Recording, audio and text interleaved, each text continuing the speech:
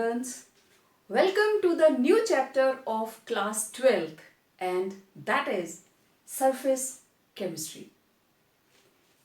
Surface chemistry. Okay.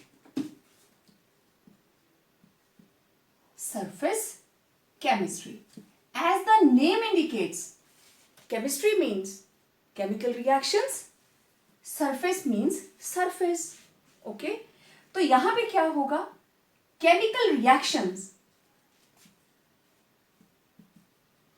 taking place on surface of any substance. Now this any substance, it may be solid, it may be liquid, right? तो in this chapter surface chemistry के अंदर हम study करने वाले हैं surface. हम study करेंगे surface, it's nature and various phenomenas occurring on it. अपनी डेली लाइफ के अंदर आप लोगों ने सरफेस केमिस्ट्री के ये सरफेस वाले रिएक्शंस कहां देखे हैं? अभी मैं जब बात करूंगी आप सबको याद आने शुरू हो जाएंगे. आजकल रेनी सीजन है, रस्ट सबने देखा होगा. कोई ना कोई आयरन का आर्टिकल आपके नियर बाय जरूर होगा जिसके ऊपर आप रस्ट देख पा रहे होंगे. ठीक है, ये कोई आयरन का पीस है, राइट? और this is iron piece and nowadays आप इस आयरन पीस के ऊपर इस तरीके से पाउडरी पाउडरी सा सब्सटेंस देख पा रहे हैं. ऐसे पाउडरी पाउडरी सा है ना, ऑरेंज कलर का पाउडरी सा सब्सटेंस आप देख पा रहे हैं. तो ये रहा सरफेस, सरफेस ऑफ आयरन, और उसके ऊपर ये एक बाहर से ये दूसरा सब्सटेंस उसके ऊपर सेटल हो गया. तो this process is called adsorption, right? Adsorption के अंदर अब सरफेस केमिस्ट्री के अंदर हमने सरफेस ले लिया और उसके ऊपर दूसरे पार्टिकल्स लगे. ठीक है, तो these are particles of rust sitting on surface of iron, right? तो ये जो सरफेस ऑफ आयरन है ये हो गया सरफेस. इसको हम बोलते हैं एड्सॉर्बेंट. और ये जो पार्टिकल्स ऑफ रस्ट हैं जो इसके ऊपर सेटल्ड हैं इसे हम बोलते हैं एड्सॉर्बेट. तो इसको हमने एड्सॉर्प्शन बोला. जितने भी सरफेस फिनोमिनाज हैं जो सरफेस के ऊपर अकर होते हैं, सरफेस के ऊपर ही उनको ऑब्जर्व किया जाता है. अब देखो ये रस्ट लगा है, अगर आप इस रस्ट को एक आपने सैंड पेपर लिया और ऐसे उसको झाड़ के आयरन के पीस को रस्ट पे उसके सैंड पेपर के साथ आपने उसको साफ किया, रस्ट हट जाता है, रस्ट वहां से हट जाएगा और अंदर से आयरन का पीस निकल आएगा. ठीक है, इलेक्ट्रोकेमिस्ट्री में भी हमने बात की थी कि रस्टिंग बाहर से अंदर को जाना शुरू होती है. ऊपर का सरफेस जब खराब हो जाएगा फिर उसकी नेक्स्ट लेयर निकल आएगी. काम उसने सरफेस के ऊपर ही करना है.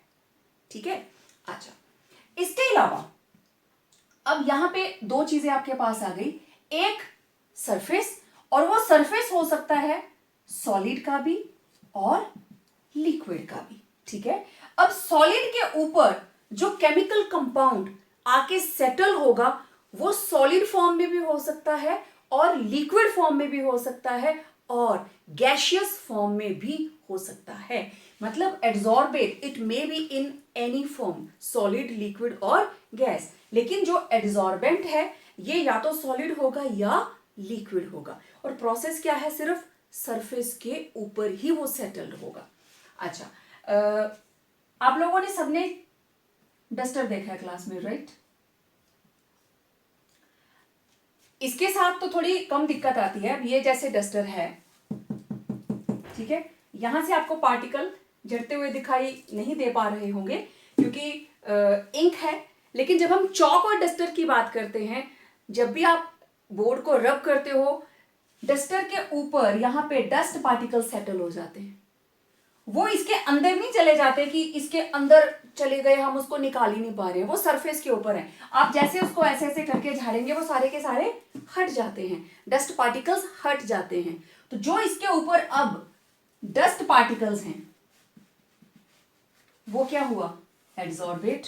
और ये जो बेस है ये क्या है, डस्टर क्या है, एड्सॉर्बेंट, राइट। तो एड्सॉर्प्शन को अगर मैं डिफाइन करना चाहूं, अच्छा ये तो 2 एग्जांपल्स हुई, वन मोर एग्जांपल। आप लोगों ने कई बार देखा होगा घर में हम ब्रेड रखते हैं, आजकल जल्दी खराब हो जाती है, उसके ऊपर फंगस लग जाती है ना। तो कहां पे होती है वो, ब्रेड के सरफेस के ऊपर। घर में अचार खराब हो जाता है, फंगस कहां पे लगती है, बिल्कुल सरफेस के ऊपर। ऊपर वाला अचार खराब होता है, नीचे वाला अचार बिल्कुल सही होता है। तो these are surface phenomena, so we can't get rid of them, हमारी लाइफ का हिस्सा है ये, ठीक है। तो अब अगर मैं एड्सॉर्प्शन को डिफाइन करना चाहूं, मैं डी थोड़ा बड़ा डाल रही हूं, adsorption it is the process of attracting and retaining molecules of liquid or gases by a surface of liquid or solid, ठीक है। और इससे होगा क्या, resulting into more concentration of liquid और gas particles on surface as compare to their concentration in bulk. Atmosphere के अंदर उनकी कंसेंट्रेशन बहुत ज्यादा है, ओके, बल्क में था, दूर दूर तक ह्यूमिडिटी है, लेकिन जब हमने एक सरफेस ऐसा रख दिया जो उनको अपनी तरफ अट्रैक्ट कर सकता है, तो वहां पे अब क्या होगा, जैसे ये सरफेस है, यहां पे ये पार्टिकल्स हैं, ठीक। तो पार्टिकल्स जुड़े थोड़ी होंगे, ऐसे दूर दूर होंगे, लेकिन इस सरफेस की टेंडेंसी है इनको अट्रैक्ट करने की। तो ये पार्टिकल सारे के सारे ऐसे आके इसके सरफेस के ऊपर बिल्कुल साथ साथ सेटल हो जाएंगे, ठीक है, ऐसे। Now this is concentration at surface, और ये इनकी कंसेंट्रेशन कहां पे है, बल्क में, सराउंडिंग में। बल्क में उनकी जो कंसेंट्रेशन है उससे ज्यादा उनकी कंसेंट्रेशन सरफेस के ऊपर हो जाएगी, तो दैट इज कॉल्ड एड्सॉर्प्शन, ठीक है। हम लोग क्लास में बैठते हैं, डेस्क लगे हुए हैं, तो desk is the surface, adsorbent. आप लोग आते हो, डेस्क पे बैठते हो, you people get adsorb on the surface, after attending your lecture आप फिर से क्लास को छोड़कर चले जाते हो, सरफेस वहीं का वहीं, आपने सिर्फ सरफेस को यूज किया। अब यहां पे केमिकल रिएक्शन क्या थी, teaching learning process, interaction, okay, उसके बाद आप उठ के चले जाते हो, सरफेस फिर से वैसे का वैसे, राइट। तो इस तरीके से सिर्फ सरफेस के ऊपर होने वाली रिएक्शंस को हम डील करेंगे। तो एड्सॉर्प्शन में सिर्फ मॉलिक्यूल्स को attraction and retaining on the surface of solid और लिक्विड, ओके। अब जब ये बैठ गए तो this is called adsorption, right. अब इसका रिवर्स करें, यहां पे टेम्परेचर बढ़ा दिया तो ये मॉलिक्यूल्स इसके सरफेस को छोड़कर जाना शुरू कर देंगे, तो this process is called desorption. Adsorption का उल्टा डीसॉर्प्शन। तो इसमें क्या होगा, removal of particles from the surface of, this is removal of adsorbate molecules from the surface of adsorbent, तो उसे हम क्या बोलेंगे, डीसॉर्प्शन, ओके। एक और डेफिनेशन आती है, अकल्जन। OCCU, ऑकल्जन। ऑकल्जन क्या होती है? It is adsorption of gases on the surface of metals. अब ये स्पेशल केस है एड्सॉर्प्शन का, जब हम सॉलिड की जगह पे स्पेशली मेटल्स लेते हैं, जैसे hydrogen in the presence of platinum, hydrogen in the presence of निकल, hydrogen in the presence of palladium.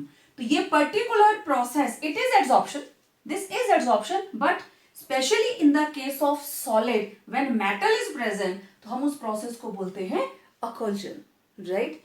Okay, अब एड्सॉर्प्शन और एब्सॉर्प्शन दोनों को अगर हमें डिफरेंशिएट करना हो, अब आपको दो चीजें क्लियर हो गई यहां पे, एक है एडजॉर्बेट, दूसरा है adsorbent. Adsorbate, the molecules which are retained on the surface of adsorbent, ठीक है? तो उन्हें हम क्या बोलते हैं? एडजॉर्बेट। और which are retained की जगह पे मैं लिखती हूं which are adsorbed. Now adsorbent, the surface on which adsorption take place. Adsorption take place, उसे हम क्या बोलेंगे? एड्सॉर्बेंट, ठीक है? अब देखो, ये दोनों में डेफिनेशन हो गई और कौन सा सरफेस क्या होता है वो भी आप लोगों को क्लियर हो गया। अब एक तरफ है एड्सॉर्प्शन और एक तरफ है absorption. Adsorption and absorption, okay. मान लीजिए हमारे पास एक जगह पे चाय गिर गई, चाय गिर गई, ओके। मेरे पास है फिल्टर पेपर, चलो फिल्टर पेपर छोड़िए, घर में टिश्यू पेपर रहता है, टिश्यू पेपर, और दूसरा है हमारे पास A4 शीट, ठीक है। तीसरा है मेरे पास कार्बन पेपर, ठीक है। और जहां आप स्टडी कर रही हो ना, चाय वहां पे गिर गई। इन तीनों में से आप कौन सा पेपर उठा के उस चाय को हटाने की कोशिश करेंगे? Obviously tissue paper. जैसे ही टिश्यू पेपर को आप चाय के ऊपर रखेंगे, ये उसको क्या कर लेगा? सोख लेगा। सोख लेगा मतलब एब्जॉर्ब कर लेगा, एब्जॉर्ब कर लेगा। कहीं पानी गिर जाता है तो आप हमेशा कॉटन का क्लॉथ यूज करते हैं, नायलॉन यूज नहीं करते, क्योंकि नायलॉन से पानी बिखर जाता है, कॉटन उसको सोख लेता है, एब्जॉर्ब कर लेता है, राइट? एब्जॉर्ब किया तो जो चाय है वो नीचे थी, वो आपको टिश्यू पेपर के ऊपर तक दिखाई देगी। ऊपर तक दिखाई देने का मतलब, अगर ये टिश्यू पेपर का हमारे पास पीस है, नीचे चाय, ठीक है, ये मैं इसको ऐसे बता देती हूँ कि इस तरीके से इसके अंदर पार्टिकल्स ऐसे जुड़े हुए हैं, राइट? तो जो चाय के पार्टिकल्स हैं वो इसमें पूरी तरह से फैल जाएंगे, ठीक है, पूरी तरह से ऐसे फैल जाएंगे, नीचे ऊपर एक जैसे दिखाई देंगे, मतलब बल्क, बल्क। और इस सरफेस के अंदर चाय की डिस्ट्रीब्यूशन क्या रहेगी? Same. Concentration of T, tissue paper और बल्क, बल्क कहां था? जहां वो गिरी हुई थी। अब आर पार वो आपको दिखाई देगी, थ्रू आउट सेम कॉम्पोजिशन हो जाएगी। लेकिन व्हाट विल हैपन अगर आप A4 शीट यूज करते हैं? फोटोस्टेट वाला कागज होता है ना, पेपर लेते हो आप फोटोस्टेट वाला, दैट इज A4 शीट। आपने चाय के ऊपर A4 शीट रख दी। बहुत बार ऐसा हुआ होगा, A4 शीट पे काम करते करते कई बार आप लोग गीले हाथ लगा देते हो, एकदम से वो पेपर वेट नहीं होता। आप करके देख लेना, ज्यादा चाय मत गिराना, आप करके देख लीजिएगा। जैसे ही आप उस पेपर को उसके ऊपर रखेंगे, पहले तो जो टी है या वाटर है वो ऐसे फैल जाएगा, क्योंकि A4 शीट उसको इजीली एब्जॉर्ब नहीं करती। लेकिन उसका सरफेस गीला हो जाएगा, मींस वाटर की एड्सॉर्प्शन जरूर हुई, वाटर एड्सॉर्ब जरूर हुआ है, सरफेस गीला कर दिया। और A4 शीट एक साइड से गीली होगी, दूसरी साइड से आपको वो ड्राई नजर आएगी, ठीक है। लेकिन थोड़ी देर के बाद क्या होगा, ये शीट भी आपको एब्जॉर्प्शन करती हुई दिखाई देगी, ठीक है। पहले वो एब्जॉर्ब हुआ, फिर वो एब्जॉर्ब हो गया। तो समटाइम्स जब हमारे पास इन दोनों टर्म्स इकट्ठी आ जाती हैं, when absorption and absorption both are taking place together, तो हम एक कॉमन वर्ड यूज करते हैं, दैट इज जॉर्प्शन। तो हम सिंपली उसको बोलते हैं जॉर्प्शन।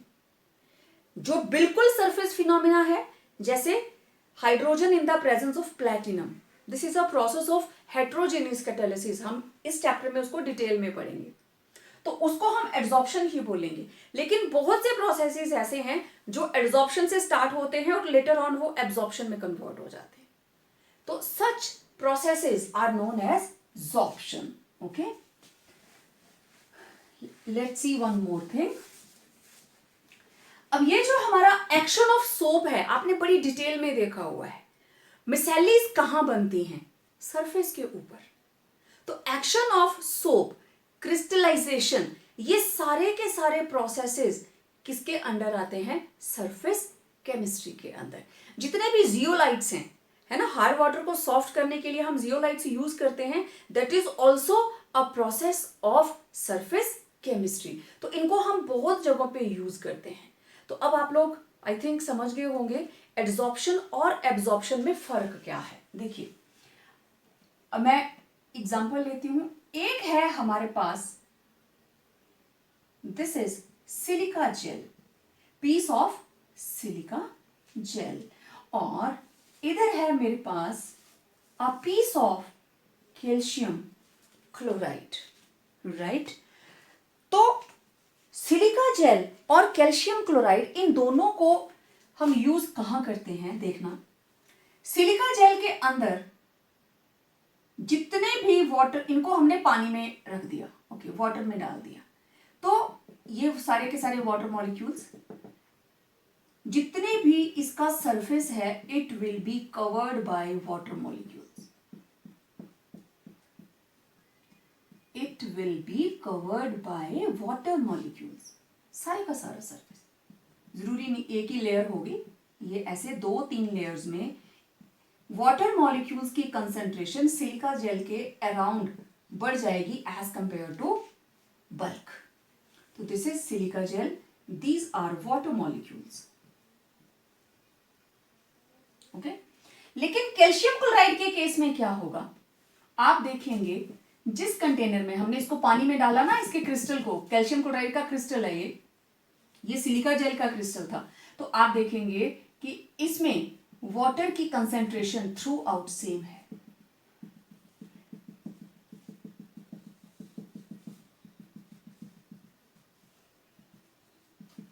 इस तरीके से वाटर की कंसेंट्रेशन अंदर बाहर सेम है। कैल्शियम क्लोराइड वाटर मॉलिक्यूल्स को एब्जॉर्ब कर लेता है। कैल्शियम क्लोराइड नहीं देखा होगा, लेकिन आजकल बरसात के मौसम में आपकी मदर्स आपको हमेशा एक चीज बोलती होंगी कि शुगर वाला जो डिब्बा है, चीनी के डिब्बे को टाइटली बंद कीजिए, नमक वाले डिब्बे को टाइटली बंद कीजिए, क्योंकि ये दोनों ही क्या करते हैं, मॉइस्चर को एब्जॉर्ब कर लेते हैं, है ना। जो आपका टेबल सॉल्ट है, नमक है, अगर वो ढीला रह जाए ना ढक्कन उसका, तो आजकल उसमें सीलन आ जाती है, वो पानी को एब्जॉर्ब कर लेता है, फिर वो बिल्कुल भी ऐसे फ्री फ्लोइंग नहीं रहता। तो उसी तरीके से calcium chloride, it's a crystal, और ये क्या करता है, वाटर को एब्जॉर्ब कर लेता है, और वाटर की जो कंसंट्रेशन है अंदर बाहर बिल्कुल एक जैसी हो जाती है। तो ये था difference between, now this is a process of adsorption and this is a process of absorption, ठीक है। I will explain the same with a video after the completion of this topic। आप एक वीडियो देखेंगे जिसमें adsorbate और adsorbent को बहुत आसानी से आप समझ पाएंगे कि किस तरीके से मॉलिक्यूल आके सेटल होते हैं, किस तरीके से डिसॉर्प्शन होती है, राइट। तो ये थे डिफरेंसेस। अब देखते हैं एड्सॉर्प्शन होती ही क्यों है? Why adsorption take place? Why adsorption? कोई भी सॉलिड सरफेस गैस के मॉलिक्यूल्स को हमने कहा ना अट्रैक्टिंग एंड रिटेनिंग, अट्रैक्ट करता ही क्यों है? Okay. देखो बेटा, इस चीज को समझने के लिए मैं सॉलिड और लिक्विड की आपको एक डायग्राम बना के दिखाने लगी। ये आपने +1 में चीजें की हुई हैं। Okay. ये मेरे पास बीकर है, बीकर के अंदर ये वाटर है, राइट ये वाटर मॉलिक्यूल का सेंटर वाला एक मॉलिक्यूल, तो ये चारों तरफ से वाटर मॉलिक्यूल्स के साथ इंटरेक्ट कर रहा है और इसकी फोर्स ऑफ अट्रैक्शन और रिपल्शन सारी की सारी क्या है? बैलेंस्ड। इसके ऑपोजिट यहां पे, इसके ऑपोजिट इधर, इसके ऑपोजिट ये देखिए, तो equal and opposite forces, it is having balanced forces. हर तरफ से इसकी फोर्सेस बैलेंस्ड हैं। Okay, now consider the case of a molecule which is present at the surface. ये वाटर की सबसे बाहर वाली लेयर है। अब मैं इस सरफेस की बात कर रही हूं, तो ये पूरा सरफेस ऐसे भरा हुआ है मॉलिक्यूल से, ऐसे ही लेयर इसके नीचे, layer by layer round round है। मैं जस्ट आपको थोड़ा सा आइडिया दे रही हूं। ओके, अब देखो ये दोनों ऐसे, ये इधर को, ये इधर को। अब इधर वाला तो है, इधर वाला कहां गया? इधर वाला मॉलिक्यूल देखो, नीचे भी लेयर है ना, इधर वाला है, तो इधर वाला कहां गया? इधर वाला मॉलिक्यूल है, तो इधर वाला मॉलिक्यूल कहां गया? अब ये वाली जो फोर्सेस है ना, दीज आर अनबैलेंस्ड, अनबैलेंस्ड, और मैं इनको क्या बोलूंगी? Residual. These are unbalanced residual forces. तो इस वाटर मॉलिक्यूल की, ये जो पर्टिकुलरली मैंने डार्क किया है ना, this molecule has tendency to attract and retain molecules of adsorbate, either they may be in vapor form or they may be gaseous particles. Water के ऊपर भी वाटर के वेपर्स के अलावा किसी और गैस के वेपर्स भी आ सकते हैं, कोई और गैस के मॉलिक्यूल्स भी आ सकते हैं। तो these are unbalanced residual forces. अब ये फोर्सेस सिर्फ लिक्विड में थोड़ी ना होती हैं, सॉलिड में भी होंगी। देखें, सॉलिड्स के अंदर ये स्ट्रक्चर रहता है, ऐसे ही रहता है ना। तो अगर हम 3 डायमेंशन की बात करेंगे, 3 डायमेंशन की हम बात करते हैं अगर सॉलिड्स के अंदर, तो अगर मैं इसकी बात करूं तो देखो, इधर से फोर्सेस बैलेंस्ड, इधर से फोर्सेस बैलेंस्ड, इधर से फोर्सेस बैलेंस्ड, सब तरफ से balance. Okay, what about this? इधर से बैलेंस है, इधर से बैलेंस। ओके, इधर से बैलेंस है, व्हाट अबाउट दिस? इधर से बैलेंस है, व्हाट अबाउट दिस? ये इसका सरफेस था। तो आप कितनी भी कोशिश कीजिए सरफेस को, ना ये सेम चीज आ गई, अनबैलेंस्ड रेजिडुअल फोर्सेस। आप किसी भी मेटल के सरफेस को जितना भी स्मूथ कर दीजिए, सैंड पेपर लगाइए, जो भी करिए, सबसे बाहर वाली लेयर के ऊपर हमेशा अनबैलेंस्ड फोर्सेस रहेंगी ही रहेंगी। और ये सिर्फ इधर ही नहीं है, इधर भी हैं, इधर भी हैं, जो भी उसके एजेस हैं। मैंने आयरन बार को चारों तरफ से रस्ट बताया था, जो भी इसके एजेस हैं, एजेस के ऊपर it is having residual unbalanced forces. और इन अनबैलेंस्ड फोर्सेस की वजह से मॉलिक्यूल्स ऑफ लिक्विड और gas, they are attracted towards the metal surface और एनी सॉलिड सरफेस। लिक्विड में भी वही चीज है और सॉलिड में भी वही चीज है, राइट? नाउ ये जो अनबैलेंस्ड रेजिडुअल फोर्सेस है, they will give rise to the process of adsorption. क्योंकि ये कहां पे प्रेजेंट है? These forces are present on the surface, चारों तरफ से, जिधर जिधर भी उसका सरफेस होगा, चारों तरफ से। ओके, चलिए मैंने मान लिया कि ये सब्सटेंस था ए, ठीक है, ये रहा ए सब्सटेंस, ऐसे जुड़े हुए हैं आपस में, ठीक है। मैं आपको अभी एक कंसेप्ट क्लियर करती हूं। तो ए सब्सटेंस है, तो आपस में ऐसे जुड़े हुए हैं, ठीक है। आपको पता है मेटेलिक बॉन्ड से जुड़े हुए हैं ये। ओके, एक ए मैक्सिमम 4 बॉन्ड बना रहा है, ठीक है। 1A can form 4 bones. ये मैंने 2 डायमेंशन में दिखाया, अगर इसको 3 में करें तो एक इधर को भी होगा, एक बिलो द प्लेन भी, पर हम 2D की बात करेंगे। तो देखिए इसमें आपको अनबैलेंस्ड फोर्सेस कितनी नजर आ रही है, मैं यहां से स्टार्ट करती हूं। 1 2 3 4 5 6 7 8 9 10 11 12 13 14 15 एंड 16। तो ये मेटल का सरफेस है, it is having 16 unbalanced forces, 16 unbalanced forces. Okay done. अब मैंने क्या किया, मैंने इस मेटल को एक्टिवेट करना है। ठीक, उसको करने के तरीके क्या हैं? आपको पता rate of reaction surface area से कैसे जुड़ी होती है? Larger is the surface area, more will be rate of reaction. Okay, इसको 2 पार्ट में डिवाइड कर दो, इसको 2 पार्ट्स में डिवाइड कर दिया तो हमारे पास क्या आएगा, ए। अब हमारे पास ए की 2 लाइंस आ गई है ना।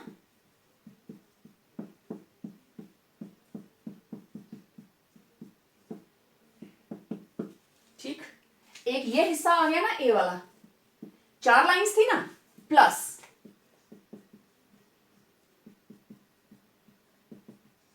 ये हमने 2 पार्ट्स हमारे पास आ गए। Okay, now let us count again unbalanced forces। 1 2 3 4 5 6 7 8 9 10 11 12। Same इसमें भी 1 2 3 4 5 6 7 8 9 10 11 12, 6 7 8 9 10 11 एंड 12। तो टोटल कितनी हो गई, 24। इधर कितनी थी, 16, इधर कितनी हो गई, 24। अगर मैं यहां से भी तोड़ दूं तो देख लीजिए कितनी हो गई, 1 2 3 4 5 6 7 8 9 10, एक में आ जाएंगी 10, 10 इंटू 4 40 हो जाएंगी। इसको भी तोड़ दिया और इसको भी तोड़ दिया, तो जितना सरफेस एरिया आप बढ़ाते जाओगे 40 हो गई। ओके, अब मैंने इसको यहां से तोड़ दिया, यहां से तोड़ दिया, तो पर ए एटम कितनी हो गई, 4। एक ए के साथ 4 अनबैलेंस्ड फोर्सेस, तो टोटल कितनी है ये, 8 and 8 16, 16 4s are 64। There will be 64 residual forces. आप जितना सरफेस एरिया बढ़ाते जाएंगे अनबैलेंस्ड रेजिडुअल फोर्सेस बढ़ती जाएंगी और एड्सॉर्प्शन भी बढ़ती जाएगी। ये चीज मैंने क्यों बताई? एड्सॉर्प्शन का सबसे बेस्ट यूज किसमें होता है, गैस मास्क के अंदर। जिन सिटीज के अंदर बहुत पोल्यूशन रहता है, हाईली पोल्यूटेड सिटीज, वहां पे इवन जो ट्रैफिक पुलिस वाले हैं या कुछ लोकल पीपल भी जो अपनी हेल्थ कॉन्शियस रहते हैं, वो यूज करते हैं गैस मास्क। उस गैस मास्क के अंदर क्या भरा होता है, दैट कंटेन्स एक्टिवेटेड चारकोल, कोयला, एक्टिवेटेड चारकोल। एक्टिवेटेड का मतलब हाईली पोरस पाउडर्ड चारकोल। ऐसा नहीं है इतना मोटा कोयले का पीस लेके आप अपने मुंह के आगे बांध ले कि एब्जॉर्प्शन हो रही है, ऐसे नहीं होगी। पाउडर्ड फॉर्म में जितना ज्यादा सरफेस एरिया होगा ना, वो जितना भी चारकोल है गैस पार्टिकल्स को अपने ऊपर रिटेन कर लेगा, क्योंकि उसके पास अनबैलेंस्ड रेजिडुअल फोर्सेस हैं बहुत सारी, वो उनको रिटेन कर लेगा। तो एब्जॉर्प्शन का सबसे ज्यादा application and best example that is use of activated charcoal in gas masks, right.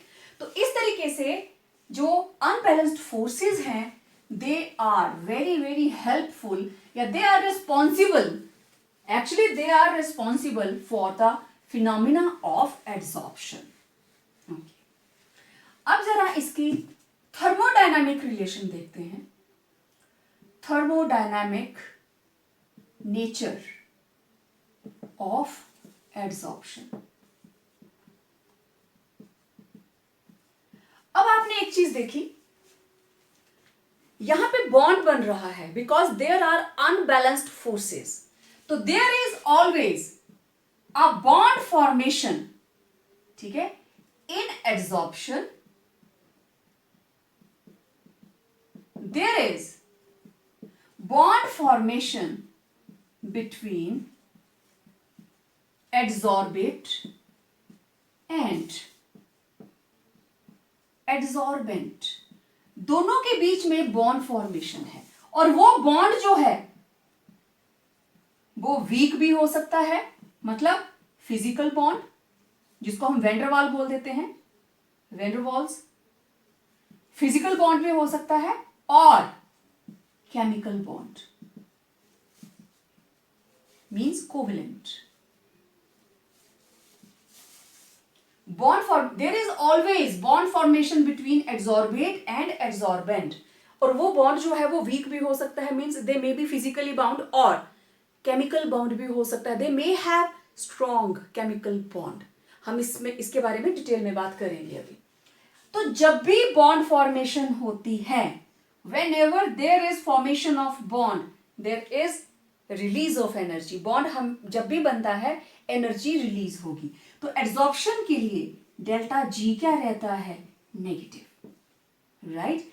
Adsorption it is exothermic in nature, हमेशा याद रखना adsorption is a exothermic process. जब भी एड्सॉर्प्शन होगी there will be release of energy, energy बाहर जाएगी, system stable होगा, because there is a process of bond formation taking place in adsorption.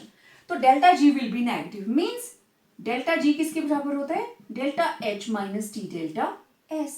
Okay, अब डेल्टा एच क्या हो गया, नेगेटिव, और डेल्टा एस, अब मैं डेल्टा एस की आपसे बात करती हूं, यहां पे डेल्टा एस क्या होगा, पॉजिटिव या नेगेटिव।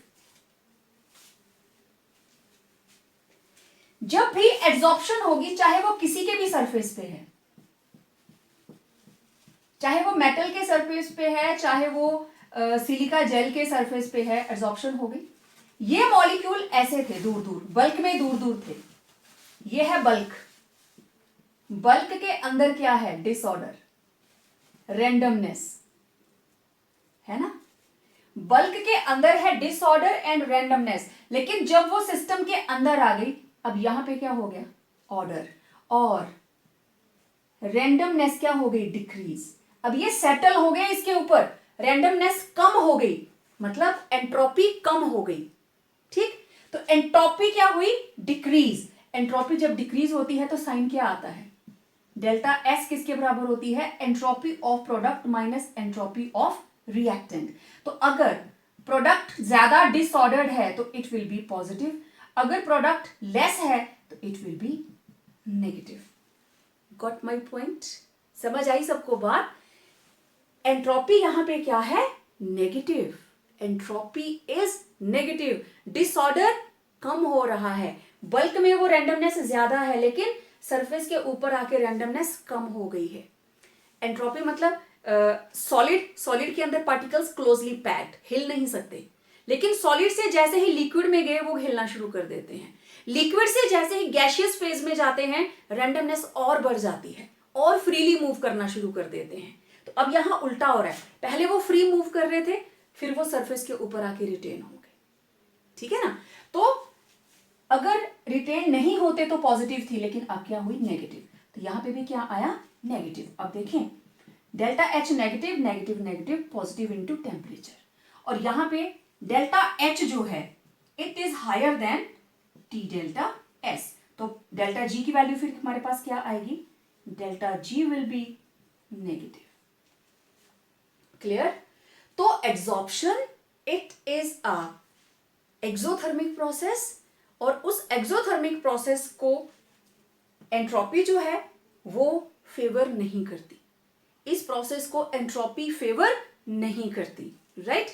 तो इस तरीके से जो प्रोसेस ऑफ एड्सॉर्प्शन है it is having delta G negative, इसकी जो फ्री एनर्जी है, Gibbs free energy, that is minus, और thermodynamically it is supported by gives free energy, right? Okay, now next हम बात करेंगे types of adsorption के बारे में। adsorption कितने तरह की होती है, ठीक है।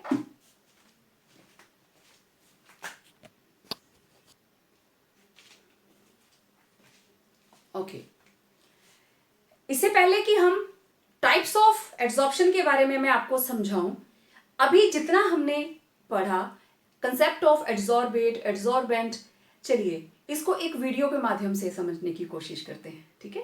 क्रोमेटोग्राफिक एनालिसिस और सॉफ्टनिंग ऑफ हार्ड वाटर, चाहे वो क्लींजिंग एक्शन ऑफ सोप्स है या फिर purification of water, these are few examples of surface mediated chemical processes, ठीक है। तो सरफेस केमिस्ट्री के अंदर there should be a surface either solid और लिक्विड, और दूसरा एक और फेज होना चाहिए जो इसके ऊपर रिटेन होगा, राइट। तो दो फेजेस अलग अलग हैं और उनको सेपरेट करती है एक हाइपोथेटिकल बाउंड्री जिसको हम बोलते हैं इंटरफेस, ठीक है। इस एग्जाम्पल के अंदर आप देखो, ये जो रेड कलर की लाइन जो है ब्रिंग कर रही है, ये दो फेजेस को अलग कर रही है, सॉलिड और गैस को। फर्स्ट देखिए, एक अनडिजॉल्व सॉलिड और लिक्विड के बीच की बाउंड्री, दो इमिसिबल लिक्विड्स की बाउंड्री और लिक्विड और गैस की बाउंड्री। तो ये रेड लाइन जो ब्लिंक कर रही है, these are hypothetical boundaries of separation known as interface, ठीक है। Liquid should be immiscible. अब इनको रिप्रेजेंट करें, या तो हम डैश के साथ करते हैं या फिर हम स्लैश के साथ, जैसे सॉलिड डैश लिक्विड और solid slash liquid. Similarly liquid slash liquid. Dissolution means dissolving a solid in liquid. तो इसमें भी दो बाउंड्रीज रहती हैं। ड्यूरिंग क्रिस्टलाइजेशन सॉल्यूशन में से क्रिस्टल सेपरेट होते हैं। कोरोजन, सरफेस के ऊपर रेड ऑक्साइड आ जाता है। हेट्रोजेनियस कैटालिसिस और इलेक्ट्रोड प्रोसेसेस, ये सारे के सारे प्रोसेसेस एड्सॉर्प्शन पे बेस्ड हैं। तो इनमें इंटरफेस रहता है। थोड़ा और क्लियरली चेक करते हैं।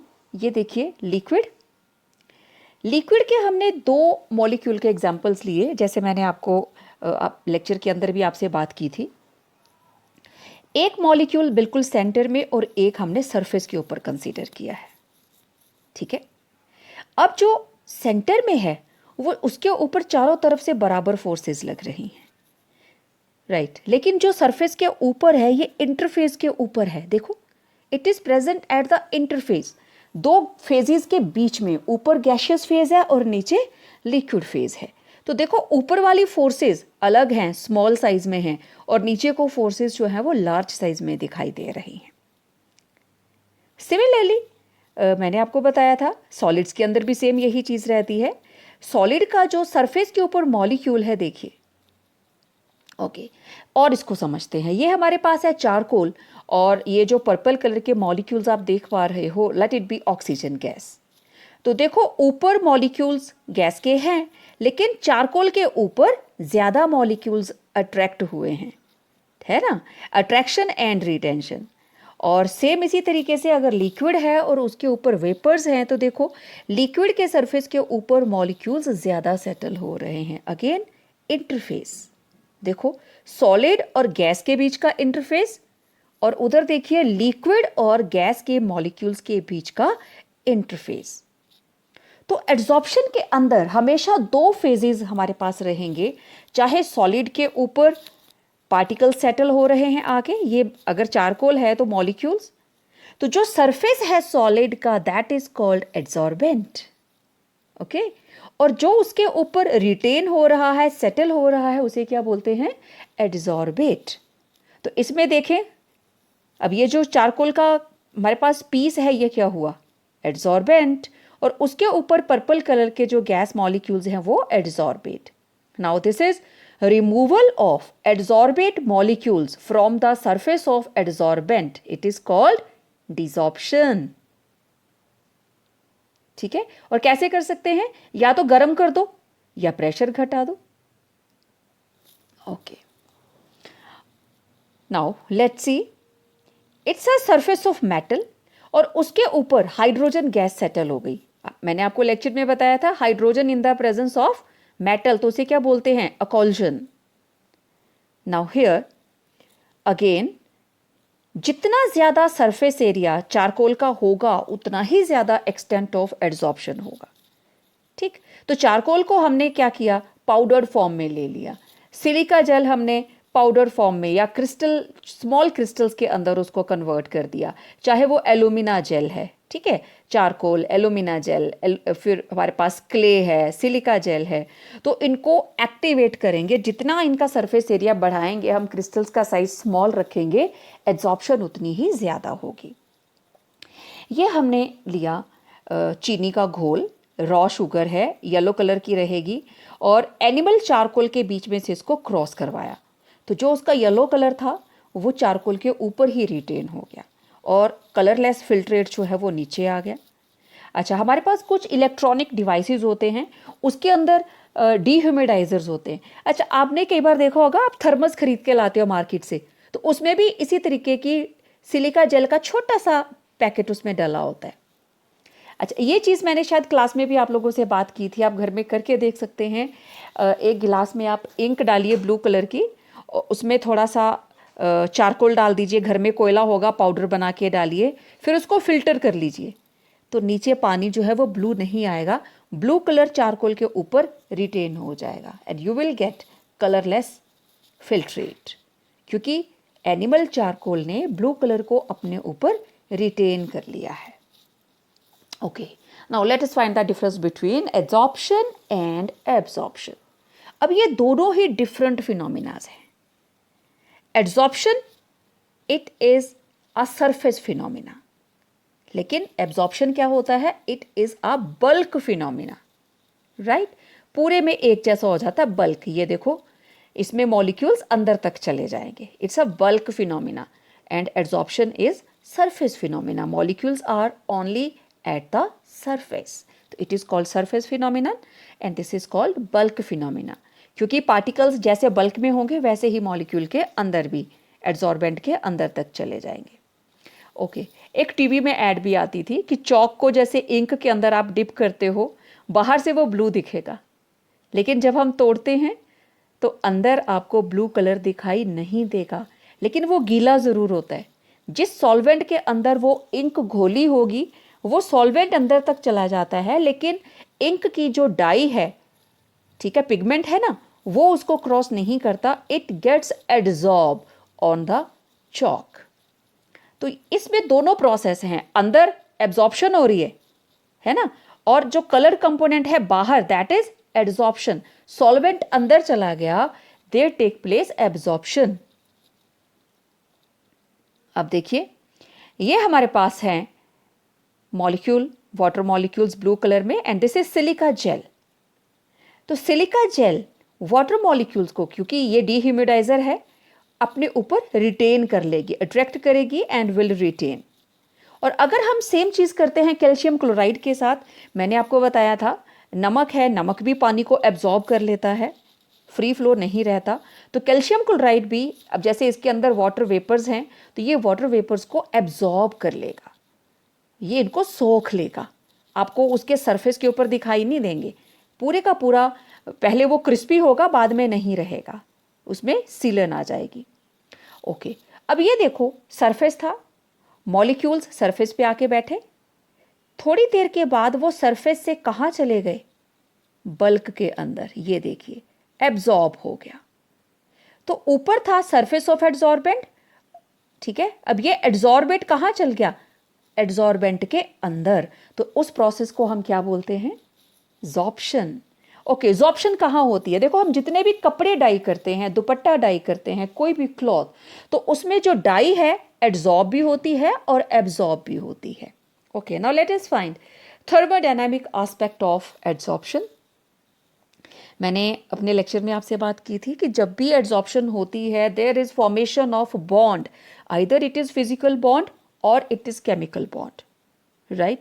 तो molecules of adsorbate, they are attracted and retained on the surface of adsorbent, और इसके लिए जो एंथैल्पी ऑफ एड्सॉर्प्शन है दैट इज ऑलवेज नेगेटिव, क्योंकि बॉन्ड फॉर्मेशन होगी, चाहे वो फिजिकल हो चाहे वो केमिकल हो, तो there will be delta H negative always. और मैंने आपको बताया था कि एंट्रोपी भी नेगेटिव होगी, because entropy is decreasing, randomness decrease कर रही है। तो फॉर अ स्पॉन्टेनियस प्रोसेस, अगर इस प्रोसेस को स्पॉन्टेनियस होना है तो delta G, Gibbs free energy, should be negative according to Gibbs equation. आपको पता है delta G equal to delta H minus T delta S. तो डेल्टा एच की वैल्यू जो है वो टी डेल्टा एस से ज़्यादा होनी चाहिए, तभी ये नेगेटिव आएगा। ठीक है, तो for the process of adsorption T delta S it should be positive. ठीक है, नेगेटिव नेगेटिव वैसे ही पॉजिटिव आ रहा है। तो जब delta H T delta S के बराबर आ जाएगा तो डेल्टा जी क्या हो जाएगा, zero. Means there will be a state of equilibrium, adsorbate and surface of adsorbent.